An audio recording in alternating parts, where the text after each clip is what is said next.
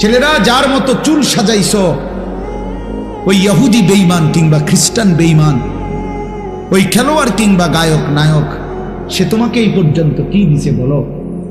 একটা টাকা দিল না 10টা টাকা দিল, একটা বনরুটি দিল না, এক কাপ চা খাওয়াইলো। তুমি কেন সিনেমার নায়ক? সে তো তোমারে চিনেও না, তোমার দিকে ফিরে তো সে মুতেও না, তোমার দিকে ফিরে তো সে মুতেও না।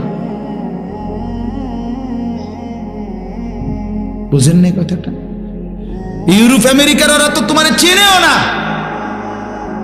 তুমি কেন তার মতো নিজেকে সাজাইলা?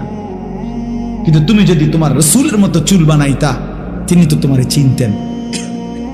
হাদিসের মধ্যে আছে, নবী সাল্লাল্লাহু আলাইহি সাল্লামের উপরে কেউ দুরূদ পড়লে কবরে ফেরেশতারা গিয়া বিইসমিহি ওয়া ইসমি আবিহি, ওই ব্যক্তির নাম এবং বাপের নাম সহ উল্লেখ করে আল্লাহর কসম নবীজির সামনে বলে, পেশ করে, ইয়া রাসূলুল্লাহ, অমুকের সন্তান আলী আশরাফের ছেলে আনিসুর রহমান আপনার উপরে একবার দুরূদ শরীফ পড়ছে।